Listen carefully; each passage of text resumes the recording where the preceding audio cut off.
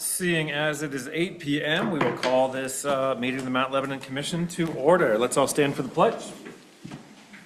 Pledge allegiance to the flag of the United States of America and to the republic for which it stands, one nation, under God, indivisible, with liberty and justice for all. All right. Manager McGill, would you mind providing a roll call, sir? Thank you, Mr. President. Commissioner Flynn. Present. Commissioner Izzo. Present. Commissioner Petty. Here. Commissioner Swager Wilson. Here. Commissioner Siegler. Here.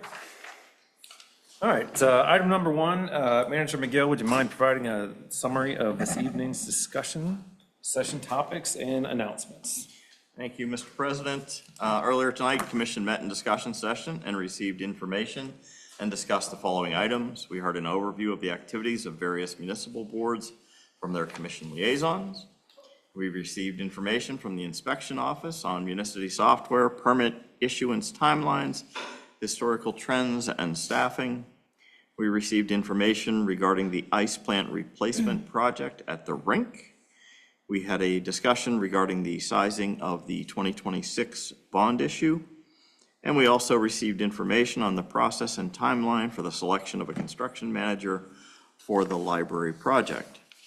Prior to that meeting, the commission met in executive session to receive legal advice from the solicitor on a variety of topics. The next meeting of the commission will be held on July 14th. That meeting will begin at 8 p.m. in this room. Here are the ways the public can participate. Either in person, you don't need to pre-register, simply show up at the appropriate meeting time and sign the sheet at the back of the room if you wish to speak, or remotely via the Zoom webinar format. You don't need to pre-register, simply click the link located on the meeting agenda on the municipal website, and if you wish to speak, simply use the raise hand feature during citizens' comments or public hearings, and you'll be called on when it is your turn to speak. That's all I have. Thank you, Manager McGill. To Commission Vice President Flynn for community highlights. Thank you, Commissioner. Good evening, everybody. This time of year, it seems like orange cones are the Mount Lebanon official flower. While we do not like the delays and backups any more than you do, we are looking forward to travel and safety improvements when they are completed. We have two different types of road disturbances going on here. One is our annual municipal road improvement program completed by our municipal contractor and overseen by our engineers at Gateway Engineering. This year, we are doing $2.3 million in road reconstruction and nearly $700,000 in road resurfacing. That doesn't count the extensive work on sidewalks and curbs as well. The second type of road disturbances happen when utilities, such as the water and gas company, replace service lines or repair breaks.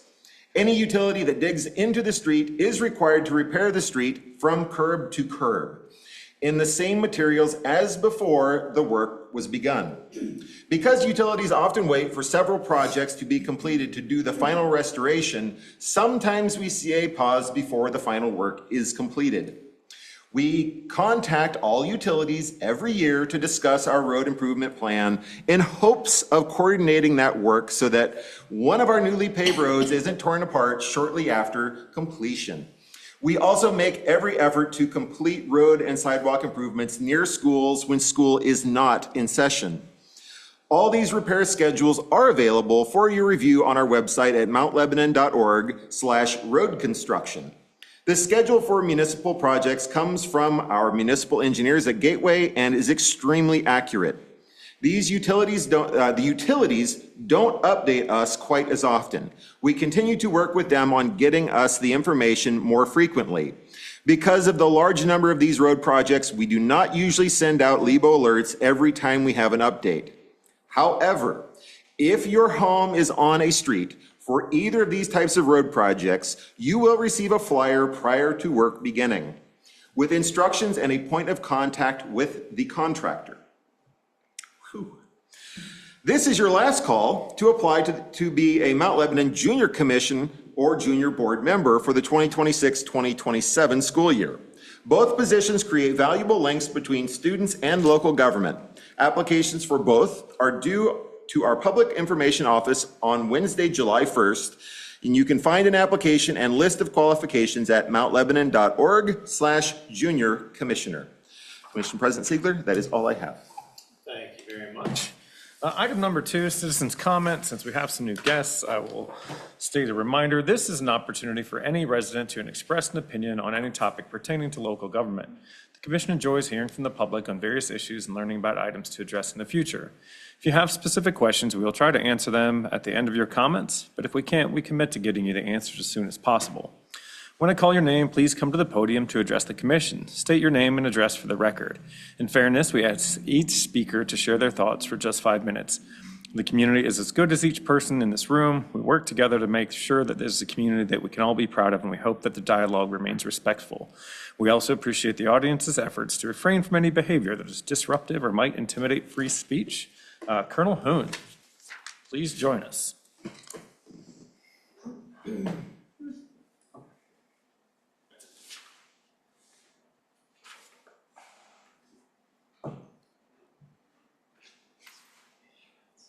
Bill Hoon, 456 Coolidge Avenue. I spoke to a woman 2 days ago who had just moved into the community. Prior to this, she lived in Morgantown, West Virginia for 15 years.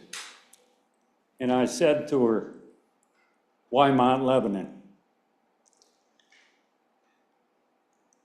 She said, "Well, I have a 2-month-old and I want him to go to good schools."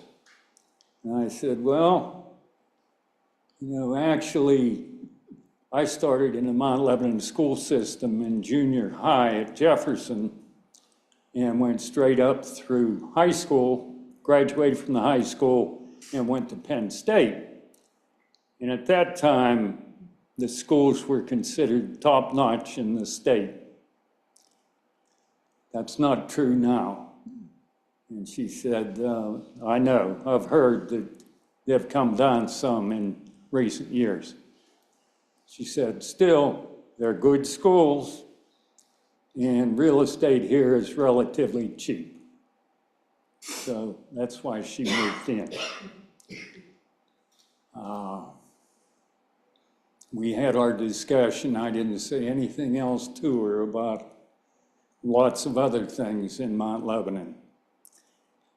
Then this morning, actually, somebody pulled up when I was out doing my exercise and said to me, "Bill, correct me if I'm wrong, but these deer seem to be paying attention to traffic."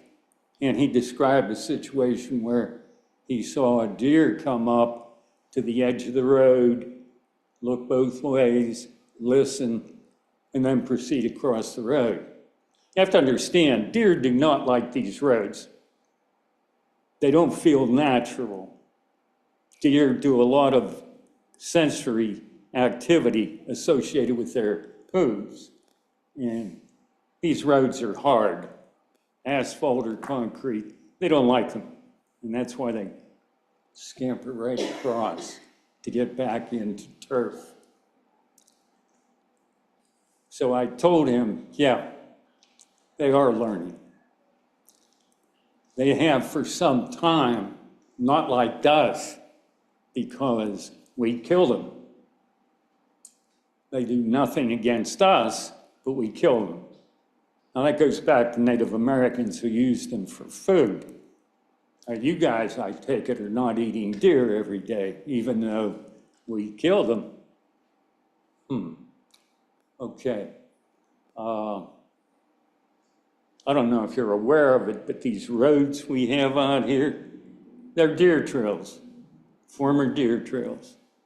The Native Americans took them over, used them for their trails because the deer picked the shortest, best routes to get from one place to another. So they went from deer, Native Americans, settlers with wagons, bicycles, whatever, and military roads. And that's another point about these roads. All the numbered roads in the United States are military roads. And I know you're totally unaware of that. So before you go cluttering them up with, planters and things like that, that you might think are wonderful things to have on a road, you might be aware that the Pentagon might not look on that with favor. But do what you want. So now we've gone 21 years, and you still haven't been able to define a problem associated with deer. But we go year to year with these contracts to kill these deer. Now we know, we in the community and people on the outside realize that the issue is the flower gardens of Mount Lebanon. But they're thinking, all the money you've spent, are you people really that stupid? Have a good night. All right. Mr. Egler.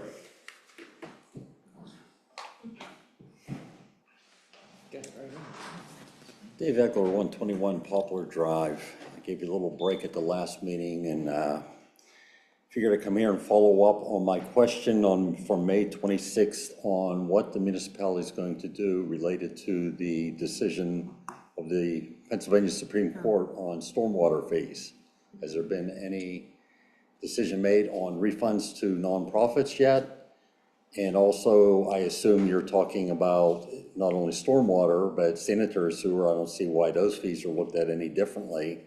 That's been around for 38 years in Mount Lebanon.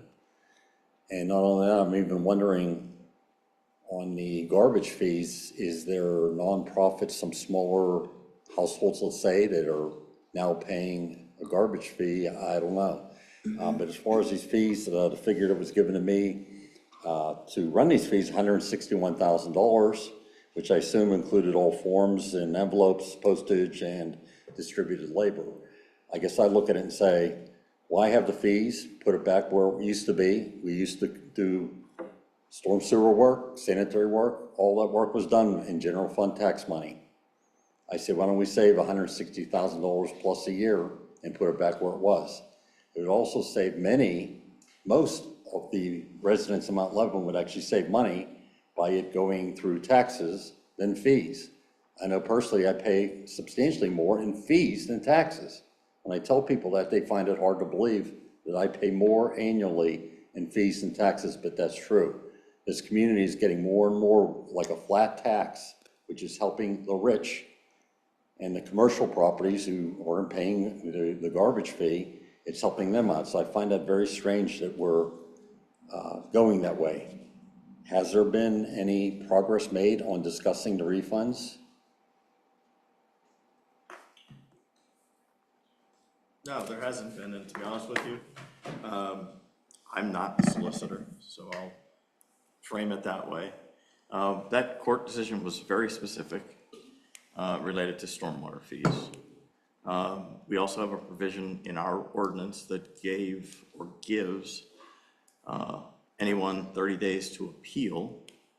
We only had one entity that filed an appeal, and that's still being reviewed. I'm just wondering how many of these agencies really know.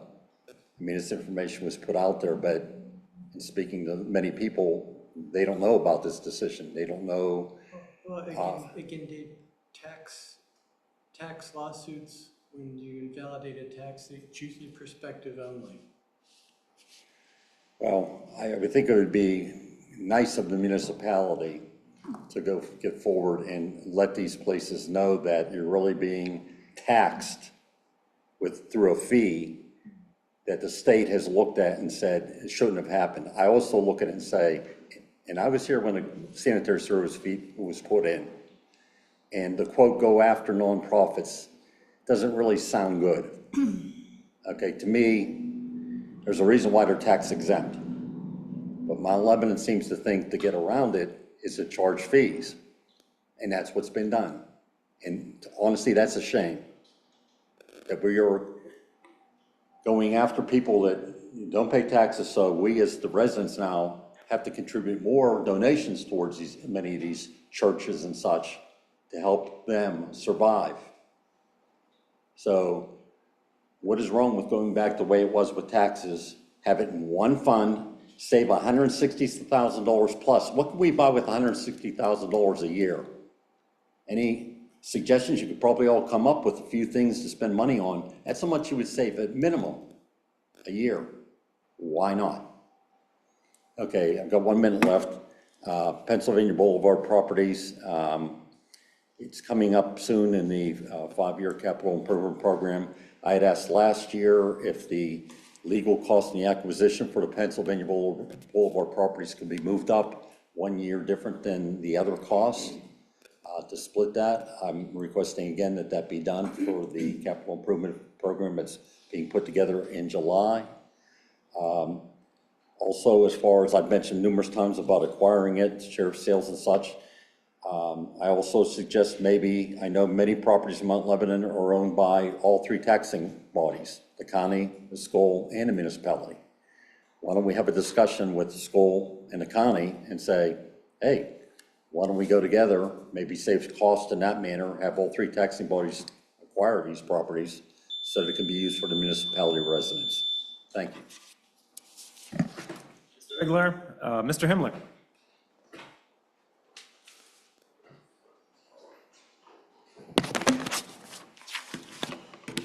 So it's Ross Himmler at 921 Lovingston Drive. I just want to first say, just as a comment, I'm a AP physics teacher in another district that is always trying to catch up to Mount Lebanon, so some things are still okay. And I also want to thank, I'm here talking about the resurfacing line item in last year's budget at Williamsburg Park, and I called and talked to our new Ward 4 Commissioner, Mr. Petty, and I would just want to thank you. I think the very day or the next day, he called me right back to talk about some of my concerns. With that, after I learned last year at the Parks and Recreation Board meeting that that line item was, I think, is it below the line means it doesn't get funded?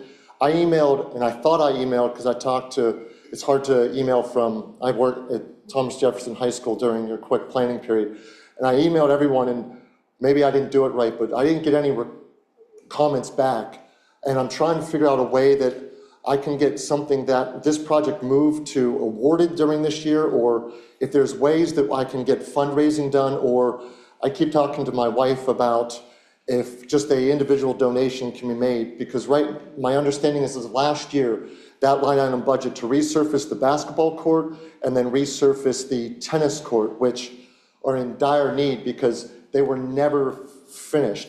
Can I approach you guys and just show you a picture?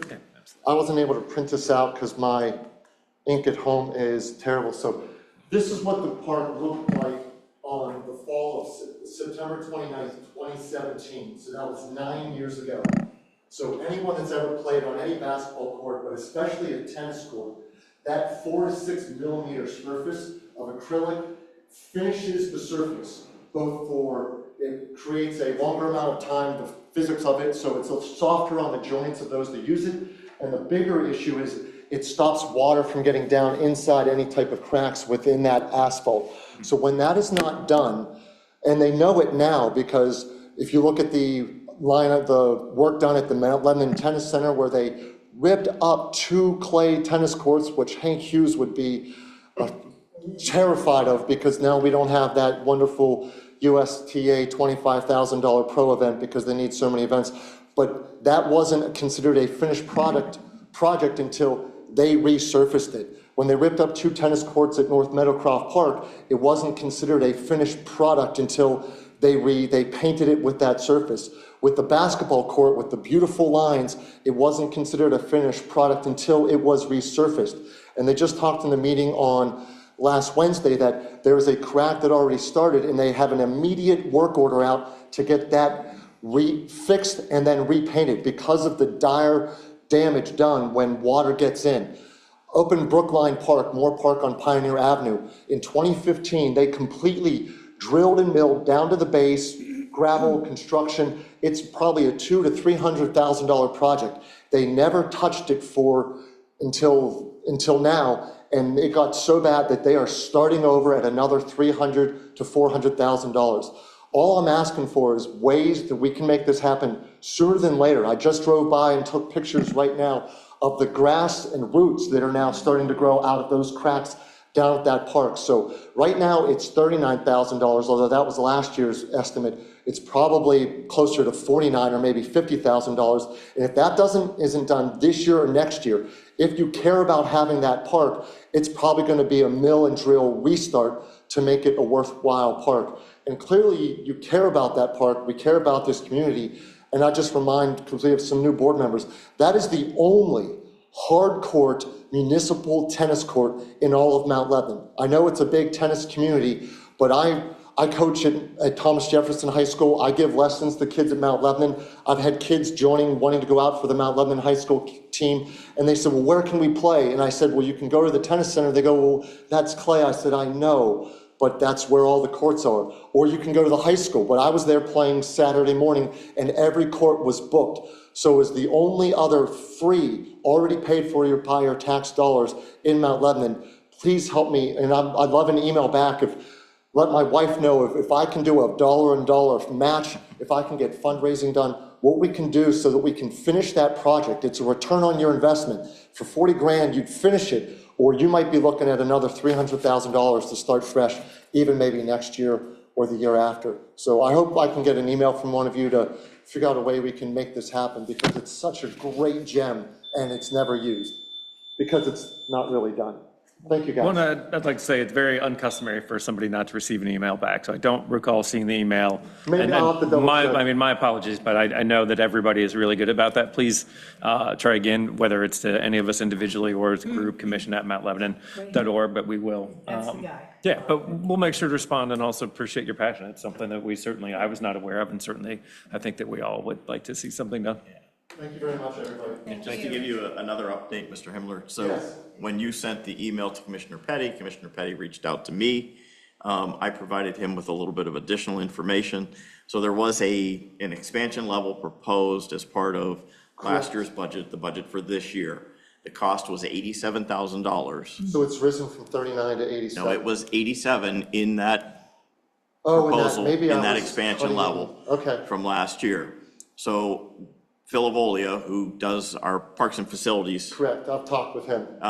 he is going to arrange to have a contractor go out, take a look at those courts to make a determination as to whether or not they can simply be surface coated, for lack of a better description, or if they would have to have sort of the complete rebuild. Okay. So once we know that, then we can get some estimates in for how to move forward, and you will see it as part of, it will be an expansion level again in the budget as we go through the budget process. This commission, to their credit, does an excellent job of holding a series of budget workshops where we go through essentially, I don't want to say service level by service level, but department by department, go through all of those considerations. They look at the manager's, my recommended budget. My recommended budget is simply that, it's just my recommendation. 5 elected officials actually have the final say in what gets approved and what gets spent where. But we will try to keep you informed as we move through that process. Love it, thank you very much to everybody. Absolutely. And I just want to say, thank you for your passion for hard courts in Mount Lebanon. They could become an endangered species, because there are definitely a lot of, pressure from various groups to have additional field space. So to the extent that you speak to other people that share your passion for free hard courts in Mount Lebanon, I just encourage, maybe they could also write a letter as well, or you could even have a petition, because it's something that you may want to keep in mind. So, Absolutely. yeah. I do know when because I coach around here, and every high school match going on to college, every kid plays on hard courts, whether we're at Fox Chapel, whether we're at Shinley Oval, Hampton, Bethel Park, Upper Sinclair. Every kid that spends, and you see the money spent at Mount Lebanon, at Glen Creek, at the Upper Sinclair centers, it's hundreds of thousands of dollars from these families. Every one of those kids trains and wants to perform on hard courts. So that's why just having the 6 that are run by the high school, which is not your purview. It's a shame that Mount Lebanon only has just the one There's two at Foster. Foster Elementary Yes. School. Again, that's a school property, which. Right. I know what you're saying. Right, to have one that's not affiliated with the Yeah, school, whereas right? it's part of the general taxpayers. Yeah, all right, thanks. All right. All right, Mr. Argentine. Argentine. I knew the one I went, it was gonna be the other. So, thank you all. Peter Argentine, 111 Mayfair, 40-year resident this year. So, I'm here to talk about the community garden, and I'll try to be brief. First off, I always like to thank you all at the start for all of your hard work. Can't imagine doing what you do. So, it's greatly appreciated. I've been a gardener probably 35 of those 40 years, community gardener. Roughly, I don't have an exact number. Gardened with my son when he was 3 years old. He's now 40. And it's really fun to see new young families coming in with their young children, teaching them how to garden, and had a young girl picking out of my garden because they didn't have anything ready. So the garden is a great resource for this community. We pitch ourselves as a sustainable community, so it's really important in that regard. We're kind of I don't know what the term is, but kind of a lost child in a way for the community because we're not a sport, yet we fall under the golf course, and we're not, I guess it's recreation. A lot of people don't even know about it. It is publicized well in the magazine and on the website. And there's great demand for it. I think there's a total of 62 plots that are 10 by 30 in the garden. So what I'm here for tonight is about fencing. For probably 15 years, I've been like Don Quixote, tilting against the windmill to try to get a real fence there. The current fence really does nothing. It's about a 3-foot cyclone fence. They've repaired it over time. I will say the crew from the golf course has done a great job, and they've really improved from in the past couple of years. It had kind of gotten pretty rough. They've done a really great job of getting the water turned on time for us and keeping it well mowed and everything else. The only real complaint I hear from other gardeners is there's still a rat problem down in the corner by where neighbor residents throw all their trees and stuff, and then there's a compost pile there as well. So when I was on the Parks Board for, I think, 2 terms before it was dismantled. And it was one of our top capital projects. Then it was decided it was not really a capital project. And I think Dave now has it in his working funds. I don't know the proper term for it, but it still hasn't happened. I spent at least a solid day putting a fence around my garden. The one year I didn't, all my tomatoes, which are heirloom tomatoes that I started in my house, were eaten down to this. So I decided, okay, I really do have to do this every year.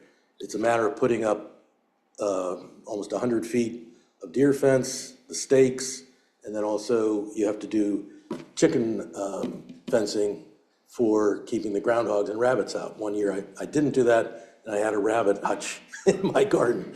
I let it go, but it was couldn't grow carrots that year.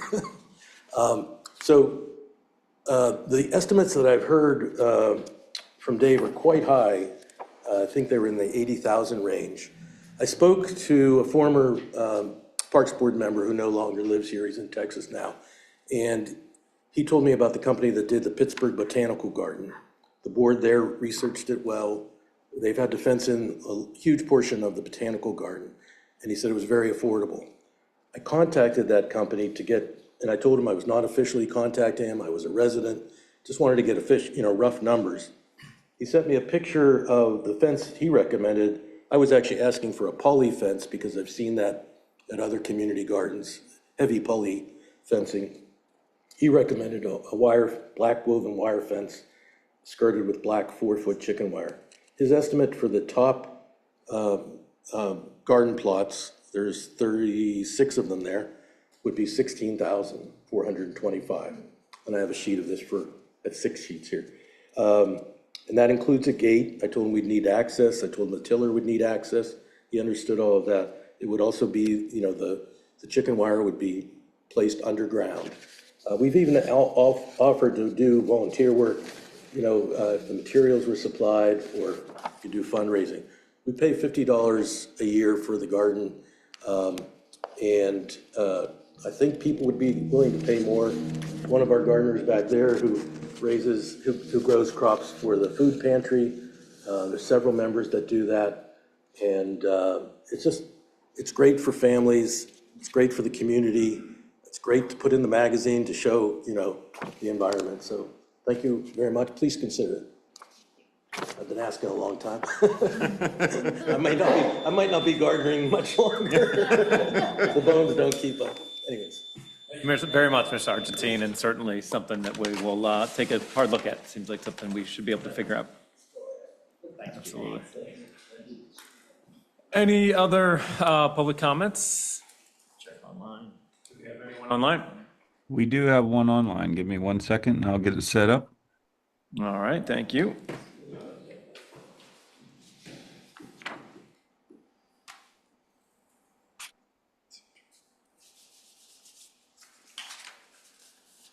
Kyle, good evening. Please unmute yourself and state your name and address for the record. You will have 5 minutes for your comments. You will hear a tone when your time is concluded. Sure. Hi, everyone. My name is Kyle Stott, 307 Oak Forest Drive. I'm here to speak about the golf course. Speaking of the golf course, support the comments of the previous speaker. The investments made in 2026 budget are really beginning to show on the golf course, and I wanted to thank the commission first and foremost for their support, bringing some budget items to the line, above the line. I'd also like to thank the manager as well. There's obvious attention happening there on the golf course. Things like the leasing of the robo-mowers, the tree work that's been done so far, the tee box markers, really marketed improvement from regular golfers and visitors alike. It's also brought a bit of pride to the course, which I think should be the case for our community. So people are seeing the changes and appreciating the improvements to play as well as aesthetics out on the course. So thank you all for that for 2026. I've been meaning to address the commission for a while, and sorry I can't be there in person tonight, but just wanted to add those comments to the year to let you know that as this golf season is well underway at this point, that this is a resource that is being enjoyed by the community as well as the gardening space as well. There's some like minds amongst golfers and gardeners. So I think while it may seem a little strange that it's in the budget, I think it's an appropriate place to continue to manage both. So hope to see that continue as well. As I know, budget season is right around the corner. I would like to remind the commission that there are still a few open items on the golf course. Staffing is still a difficult problem. You go out there on a Sunday afternoon and we have one person working the desk and hustling carts and trying to also ranger the course at the same time. Lots of kids, which is great to see on a Sunday afternoon. Lots of people that need help around the course as well when you're a little bit less experienced and playing in those off times, right? So staffing is still a problem. The broken fencing along the fourth hole is a hazard still. It's rusted, it's fallen down, and as much as I try to keep my ball out of play over there, somehow I end up walking on it. So I would like to see that addressed this year. I believe that was brought above the line. So don't know what the plans is for that, but clearly still a dangerous situation there on the course.